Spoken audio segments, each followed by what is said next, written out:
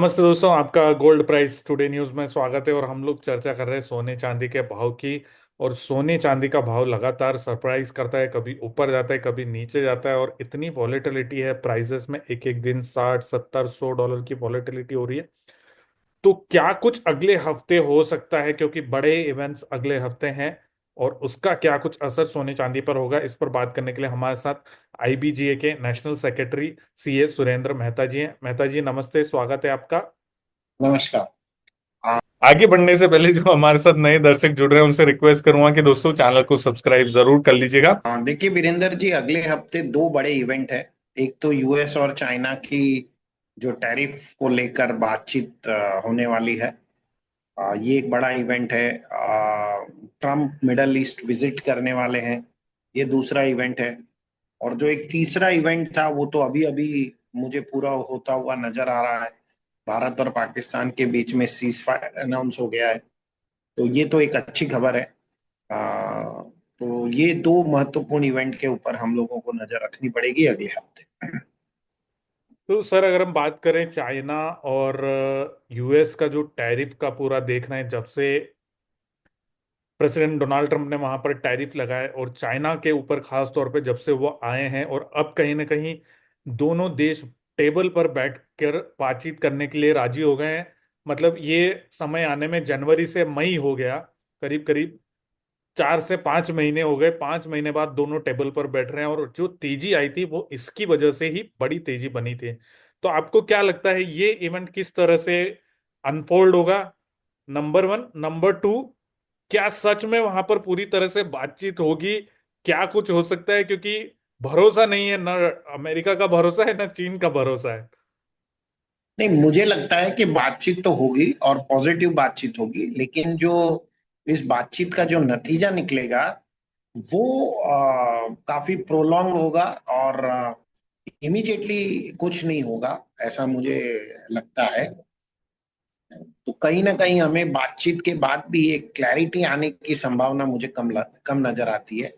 और ये भी हो सकता है कि उसमें जो टाइम हो कि भाई आज से 3 महीने बाद हम ये सोचेंगे, 6 महीने बाद सोचेंगे, इस प्रकार के डिसीजन आने की मुझे ज्यादा। पर सर, हम अगर देखें तो बातचीत का उतना असर, मतलब दोनों टेबल पर बैठ रहे हैं, उसका उतना असर सोने के भाव पर गिरावट में देखने को नहीं मिला। नहीं, देखिए पिछले हफ्ते फेड ने इंटरेस्ट रेट कम नहीं किया।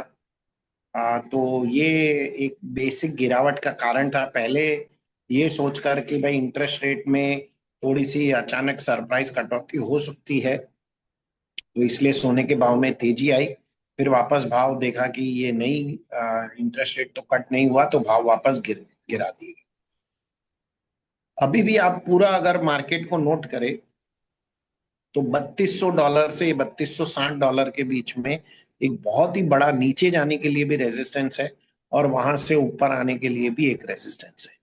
तो बुल और बियर्स के बीच की लड़ाई है कि अब हम यहाँ से नीचे जाएं कि ऊपर जाएं। मुझे लगता है 3200 से $3260 के बीच का जो जो प्राइस गैप है, वो मूवमेंट है, वही डिसाइड करेगा कि मार्केट कहाँ जाए।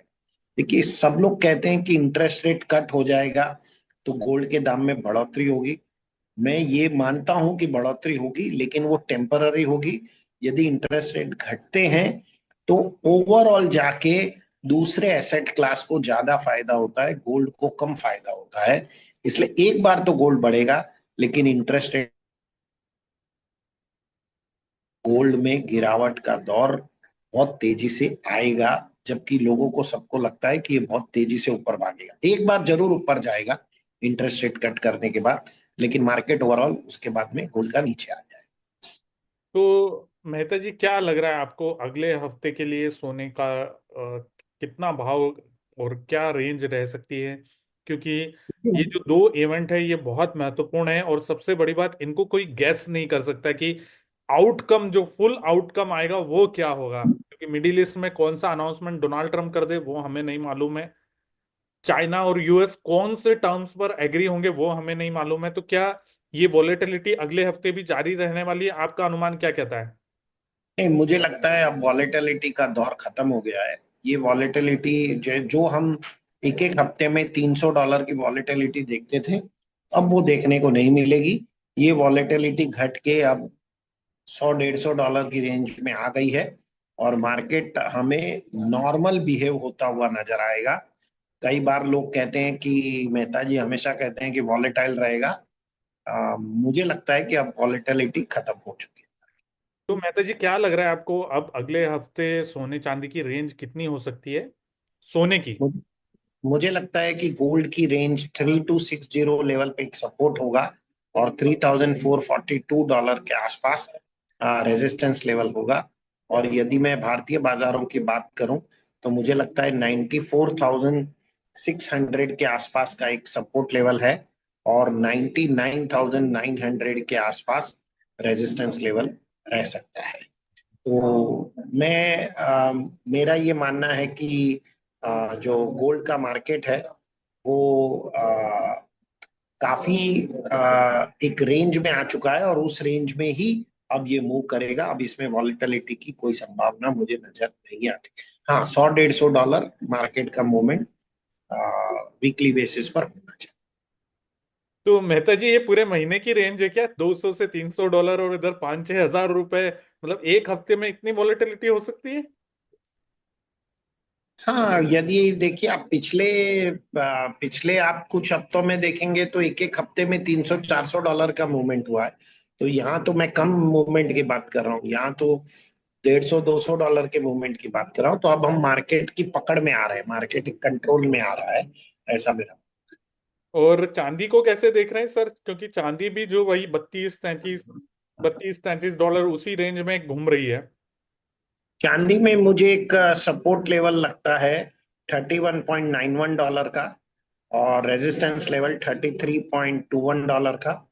और यदि आप चांदी में देखें तो मुझे भारतीय बाजारों में सपोर्ट लेवल 94,300 का लगता है, और रेजिस्टेंस लेवल 98,200 के आसपास का रहेगा, ऐसा मुझे लगता और मेहता जी अगर हम बात करें, ये जो पूरा जिसको आप कह सकते हैं सोने के भाव जो है 90 हजार से 1 लाख, ये जो 10 हजार की रेंज है, कहीं ना है। कहीं ये एक न सिर्फ ग्राहक बल्कि ज्वेलरों के लिए भी एक बड़ी दिक्कत वहां पर इसने पैदा की, क्योंकि न ग्राहक के माइंड मेकअप कर पा रहा है इसकी चीज से, ना ज्वेलर अपना बिजनेस कर पा रहा है। तो कहीं ना कहीं भाव अगर सेट हो जाता है, या तो 90 हजार पे सेट हो जाता है, या 1 लाख पे सेट हो जाता, तो लोगों का माइंड मेकअप तो हो जाता कि चलो अब 90 हजार है, चलो यहां से करें। पर 90 हजार और 1 लाख जो है, 10 हजार बहुत ज्यादा नहीं हो गया रेंज आपको? देखिए, एक बार 1 लाख भाव छूकर यदि वो 90,000 के आसपास आ रहा है, तो ग्राहक उससे काफी संतुष्ट होता है। उसे लगता है कि सोना सस्ता मिल रहा है। तो ये ज्वेलरों के लिए अच्छा है। मुझे लगता है कि इससे ग्राहक की बढ़ने की पूरी पूरी संभावना है। और मैं तो कहूँ कि एक बार थोड़ा सा मार्केट कहीं पर भी 92-93 के आसपास सेटल होके 4-5 दिन रह जावे, तो मार्केट में बहुत अच्छी ग्राहकी आने की पूरी पूरी संभावना। एक चीज और मैं पूछूंगा मेहता जी आपसे, अभी लखनऊ में इब्जा का बड़ा कॉन्क्लेव हुआ जिसमें मुख्यमंत्री जो है आदित्यनाथ जी भी वहां पर आए थे, आप भी वहां पर थे। तो क्या कुछ वहां पर डिस्कशन हुआ, आपकी मुलाकात भी हुई, हमने फोटो भी देखे योगी जी के साथ आपके। तो क्या कुछ बातचीत हुई, ज्वेलरी इंडस्ट्री ने योगी जी से क्या मांग की, या इब्जा ने क्या कुछ कहा उनको? देखिए, हमने उनको फेलिसिटेशन के लिए बुलाया था, योगी आदित्यनाथ जी को। और हम ये चाहते थे कि यूपी में जिस प्रकार से क्राइम कम हुआ है और ज्वेलरों की सुरक्षा बढ़ी है, तो हम ये बात उन तक पहुंचाना चाहते थे, और इसीलिए हमने उनको एक सम्मान देने के लिए वहां पर बुलाया था। और हम चाहते थे कि यूपी में ज्वेलरी पार्क बने, लेकिन उन्होंने अपने संबोधन में खुद ही कहा कि इब्जा को एक ज्वेलरी पार्क बनाने के लिए हमारे पास प्रपोजल पुट अप करना चाहिए, और हम उस पर जरूर गौर करेंगे, और उसको जरूर हम सैंक्शन करेंगे। तो मेरे ख्याल से ये दोनों तरफ की टेलीपैथी वर्क हो गई। मैं इसको ऐसा मानता हूँ, हम जो चाहते थे उन्होंने खुद ने ही कह दिया। तो ये हमारे लिए बहुत अच्छी बात है, ज्वेलर भाइयों के लिए बहुत अच्छी बात है। और उत्तर प्रदेश